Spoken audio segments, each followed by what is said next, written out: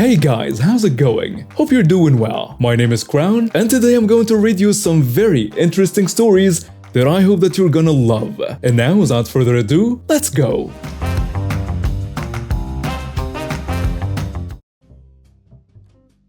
Just on the phone to my parents and they shared this gem with me. They have not long moved to a house which is right across from the main town center, and also one of the town's main car parks where you have to pay to stay there for any period of time.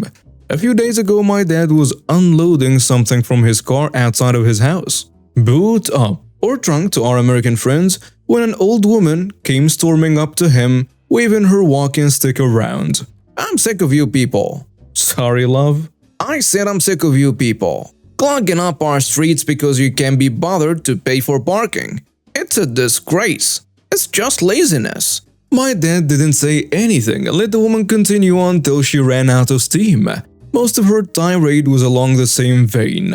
Lazy, taking up streets, too cheap to buy a ticket, and my dad let her finish. And then said, "Okay, but do you mind if I just show you something?" What? My dad takes out his front door key, puts it into the lock and lets himself in. The old woman just walks off, grumbling to herself. So, some background. My family owns a water store, so we all sell filtered water, nearly purified, bottles, crocks, coolers, accessories, bottle accessories, and some other random things. This story happened a decade ago, so it's safe to tell. So my family owns a little water house and it rests nestled in a little teeny tiny little strip mall. You know, a bunch of small shops. Now the shop is owned originally by my parents, but I'm a co-owner. This is a key item later on. Now our shop opens at 10 a.m. and closes 7 p.m. to allow those last-minute people to get our filtered water after work. We also have outdoor vending available. Again, keep all that in mind. So, it's closing time, busy day running back and forth. I'm either helping people selling water containers or carrying bottles to people's cars. I'm nice to the elderly, normally. Okay, 7 p.m. hits. I clear the facility, sanitize my self-serving faucets, and I want to go home, but I've got one more task. A full inventory and order list for my dad. Being busy and being a teen at the time, whom rather do anything but inventory, I procrastinated. Being busy and being a teen at the time who rather do anything but inventory, I procrastinated. So I called my family, I'm gonna be an extra hour to do this inventory. And here comes my problem driving up in a car. Now this is typical, you get someone who wants service after hours. Normally it's right at 7:05, maybe another minute more. I usually point out the outdoor vending or I cave in and let them in. I'll only do this if it's just a gallon or so. So this lady stacks her multiple 5-gallon bottles near my door and starts knocking like it's an emergency. I ignore her as I do my inventory. But finally I get ticked off after 5 minutes of hearing her yell and knock, and I walk over. I check my watch, it's 20 after 7. Now a lot of people are gonna say why not help her or why not let her in, but keep in mind, I've shut down everything for the night and I have to do it all over again. The lady says, Pardon me, can you open the door? Ma'am, we're closed, but there is an outdoor vending. I point at it. Sir, can you unlock your door? I have bottles to fill. Ma'am, I've shut everything down and I'm closed. You can use the outdoor vending. Just open up already. I want water. Ma'am, we're shut down. But there is… I've been a loyal customer for this place since it opened, young man. I know the real owners and they want to see me with their water. Ma'am, I'm already closed. Your lights are on. I can see you in there doing whatever you're doing. Now let me in. Ma'am, we're going around in circles here. The gears in my head start turning. Okay, if that's her definition of closed, then that's what I'll do. I turn off the lights of the store, all the lights including the outdoor floodlights. I then close blinds and all the glass front. She can't see me or my lights on. I grab a huge flashlight and return to my inventory. But the story isn't over yet. She's kicked my door. She's making a ruckus. Minutes later, I hear that magic siren and those red and blue lights. The old lady has called the cops. They knock on the door and call for me to unlock the door. I raise the blinds and turn on the lights. Cop says, "Can you please open the door, sir?" Of course I can. The old lady decides to try to step with the cop, 2 bottles in arm. The cop is trying to get her to slow down and wait out there. I say, "Officer, if you can do me a favor before you come in, can you make sure the lady can't come in, please? I've asked her to leave a few times and not to enter." So the other cop grabs her arm. The old lady is complaining and resisting. The cop says, "We were called out due to a burglary in progress. We wanted to check up on a place of business." "No problem. I'm a co-owner. It's my family's shop. You're free to look around."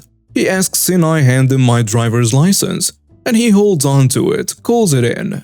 "Sir, can you please tell me why you're here after hours with a flashlight?" "Ah, interesting story."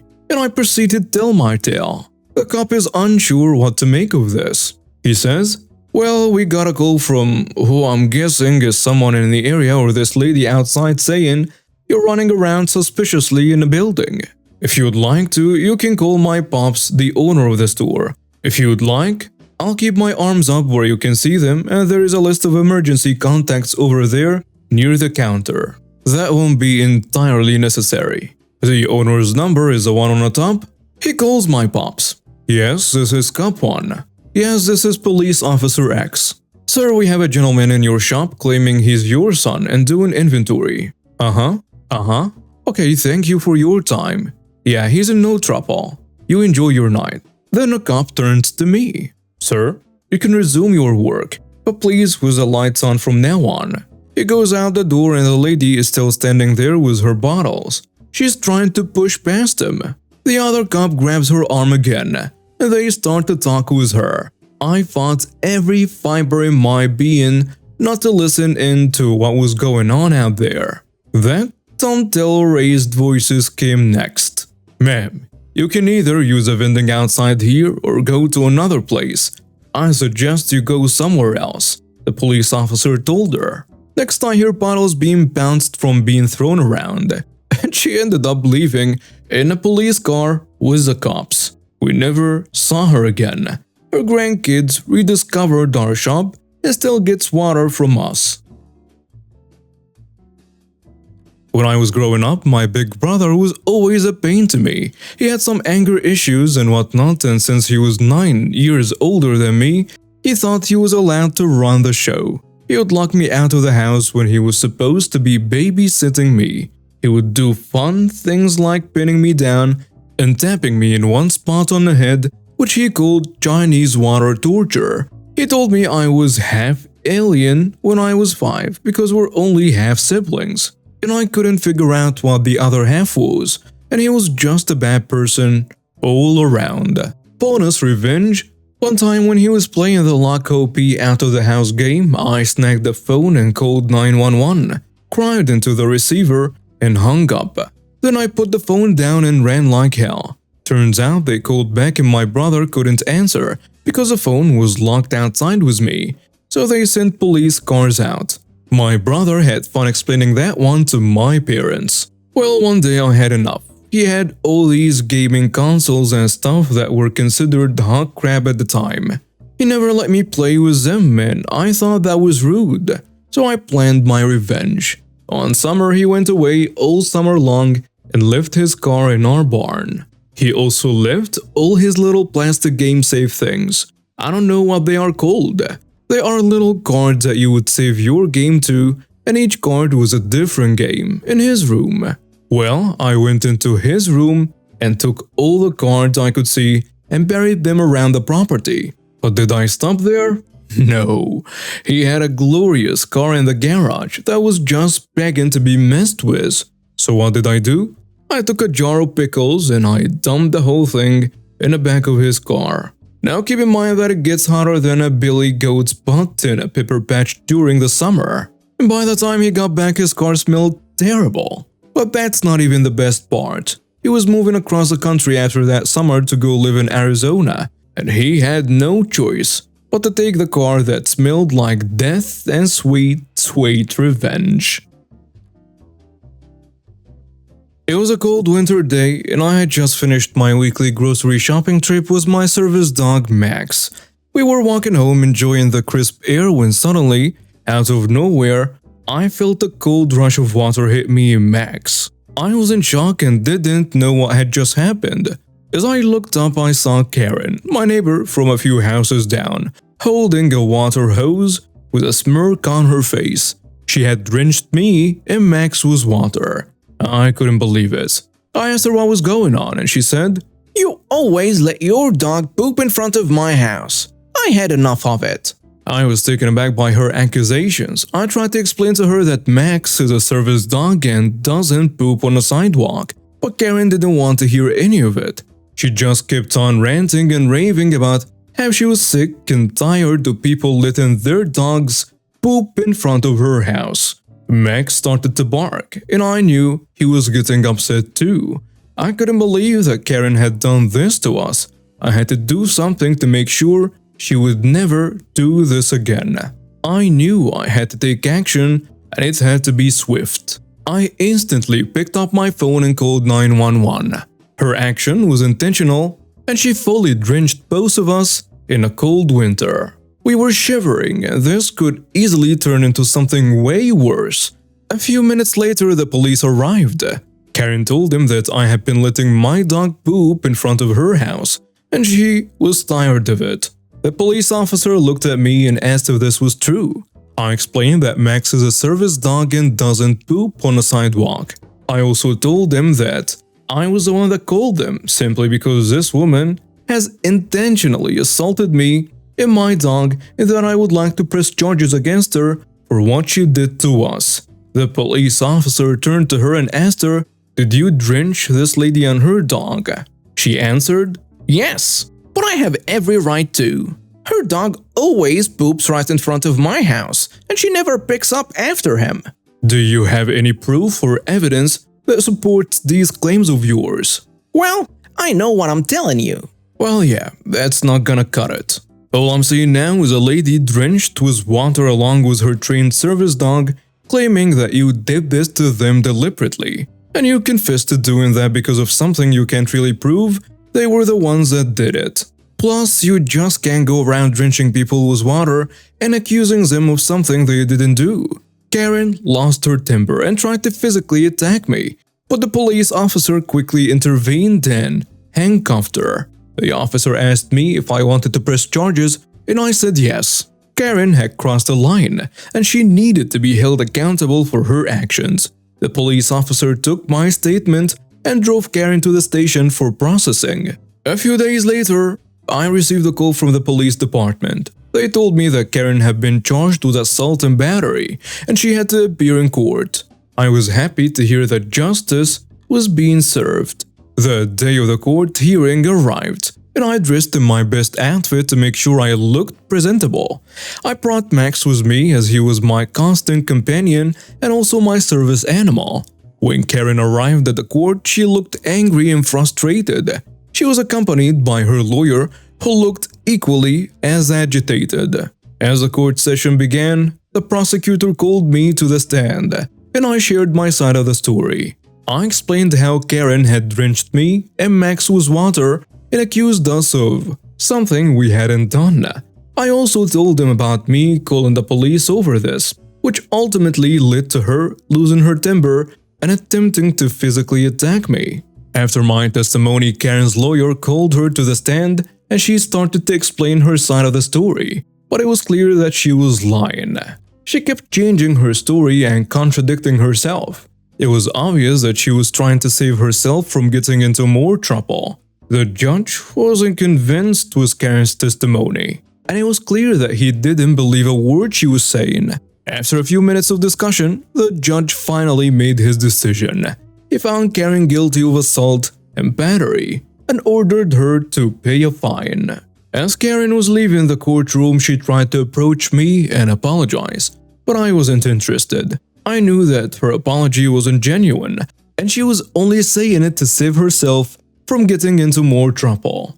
I walked out of the courtroom feeling happy that justice had been served. From that day on, Karen never bothered me or Max again. She knew that she couldn't get away with harassing people and their service animals. This story happened in about 12 years ago. I was working for a company that owned intellectual property rights to some automotive aftermarket tech, headquartered in Phoenix, Arizona. In 2002, the owner of the company suggested to his employees the possibility of relocating the whole business to San Diego. The company was very small, only about 5 people in the whole organization, and all of the co-workers knew each other and were more or less friends either with each other or with the CEO. The boss insisted that we all had a vote, and if anyone voted against the move, the company would stay. We all voted unanimously to move to San Diego, and our first couple of years we ended up all living in the same apartment complex in Mission Valley. The next office location was intentionally headquartered across the street from the apartment community, which as you might imagine was very convenient. In those days I drove a new pickup truck, and since my office was across the street I didn't drive my vehicle much except on weekends or special trips. As a result, the vehicle remained parked for long periods of time in the covered parking area of the garage. One day I went out to my vehicle to find a hefty trash bag dumped in the back of my truck, and naturally I found it a bit creepy and off-putting. When I hopped onto the bed of my truck to haul it out, I found to my utter disgust that it was dripping wet with juices from rinsed meat of some kind. I think probably chicken. When I hopped onto the bed of the truck to haul it out, I found to my utter disgust that it was dripping wet with juices from rancid meat of some kind. I think probably chicken. At this point, I angrily decided that I was going to figure out who did this, even if I have to manually sort through every item of trash in this stinking kitchen bag. I donned some latex gloves and went to work, fishing item by item, piecemeal from the rotting trash bag. Eventually, I struck pay dirt. I found a utility bill envelope that had been crumbled up. I opened it up and discovered that the culprit was one of my co-workers who fancied himself a bit of a prankster.